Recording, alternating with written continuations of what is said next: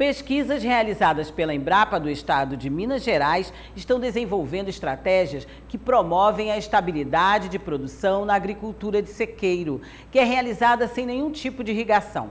Essas técnicas são utilizadas no cultivo de milho, sorgo, milheto e pastagens, que têm sofrido déficit hídrico nos últimos anos. Para mais detalhes sobre esse assunto, nós conversamos com o pesquisador Camilo Teixeira de Andrade. Acompanhe. Essas pesquisas da Embrapa Milho e Sorgo, relacionadas a essa questão dessas cultivares que têm o déficit hídrico, porque a gente sabe que no Brasil essas culturas basicamente são culturas feitas dependendo do ciclo de chuvas de cada ano. Eu queria que o senhor me falasse sobre essas estratégias que podem ajudar nessa produção para criar digamos, essa produção mais eficiente, mesmo com esse déficit hídrico. São 4 estratégias, basicamente, que nós estamos pesquisando. A primeira dela é o desenvolvimento do material genético, do híbrido. Isso já vem sendo estudado há muitos anos. Colocou-se um gene de tolerância ao alumínio no milho, para verificar se ele fica também tolerante ao estresse hídrico. E isso está sendo testado. Então, essa é a primeira estratégia. A segunda é uma estratégia já bastante conhecida e difundida. A gente está simplesmente aprimorando-a, que seria o uso de plantio direto, manter palhada. Tá? Então, manter palhada é crucial para você diminuir a evaporação e, com isso, então, você ter mais água no solo disponível para as plantas e, com isso, você atenuar o efeito dos estresses hídricos. A terceira estratégia seria usar adjuvantes microbiológicos. Você coloca na semente esses adjuvantes, esses produtos microbiológicos, e eles vão ajudar a cultura a crescer ou tornar as raízes mais eficientes para extrair água e nutrientes. Tá? Então, são vários disponíveis no mercado e aqui na Embrapa Milho e Sorgo a gente também seleciona esses micro-organismos que estão sendo testados, então, na cultura do milho. E a quarta seria você usar irrigação. Só que irrigação é caro, né? É caro, demanda muita água, e por isso a gente está usando irrigação subótima, que a gente denominou subótima, que seria uma irrigação com déficit. Tá? A cultura pede tantos milímetros de água, você aplica menos, sempre. Diminui um pouco a produtividade, ou às vezes nem diminui, mas você consegue manter a produção com essa irrigação e consegue produzir com menos água. Então, são essas 4 estratégias. Tem várias outras. Tá?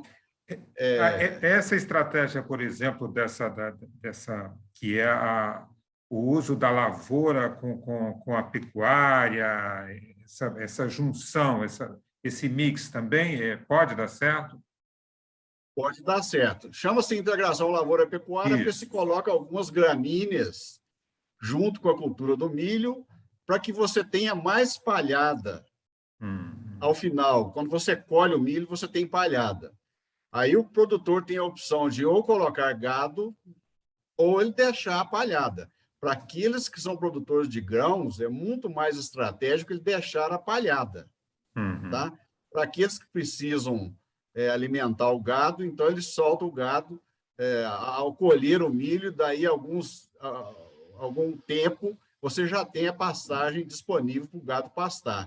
O uso de floresta ajuda também, porque sombreia, né? Em regiões muito quentes, como aí no Nordeste, eu já morei na Parnaíba, então a floresta ajuda a sombrear um pouco mais, ajuda no conforto para o gado e atenua também essa evapotranspiração, esse uso de água pelas pastagens e pelas culturas. Aqui na região Nordeste, por exemplo, no nosso estado aqui, que é o Piauí, a área de plantio do agronegócio, da soja, do milho, do milheto, é principalmente ali a região dos cerrados, onde os produtores geralmente começam a plantar lá pelo fim de outubro, novembro, aproveitando já o início do período chuvoso daquela região.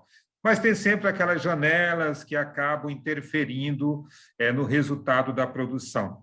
Para essa região, onde nem sempre há aquela regularidade das chuvas, qual estratégia seria a mais adequada ou qualquer uma delas pode ser aplicada? Dessas 4, manter palhada é crucial.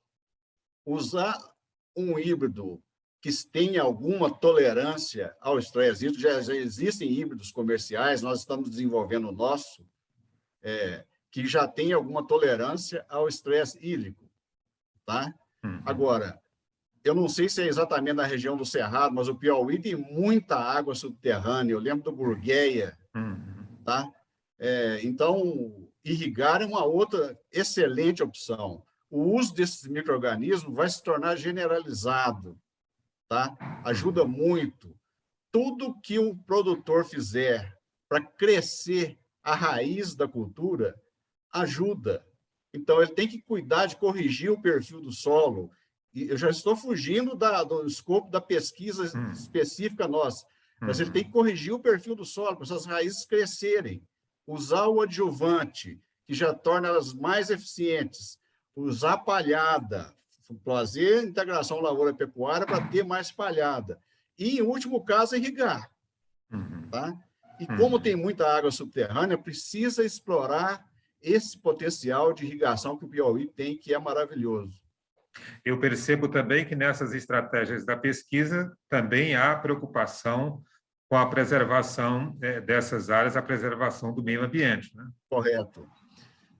Irrigação com déficit, por exemplo, é uma estratégia que é amiga do meio ambiente, porque você usa menos água, tá? E note, eu não usei nenhuma vez aqui a palavra gasta. Eu disse a palavra usa. A agricultura usa a água e a devolve limpa para o meio ambiente, tá? E outra coisa, quando você irriga sempre menos do que o necessário, praticamente não ocorre drenagem profunda. Então, você não carreia para o lençol freático os contaminantes. Então, essa é uma grande vantagem. Proteger o solo é uma grande vantagem, com palhada, fazer rotação de culturas, plantar sempre na janela recomendada pelo zoneamento de risco climático. Então, tudo isso ajuda na atenuação do estresse hídrico e ajuda na questão ambiental. Manter sempre o solo com alguma cultura, ou palhada, morta, ou alguma cultura em atividade. Mas, professor, antes de tudo, muitíssimo obrigado por suas informações, pelos seus esclarecimentos.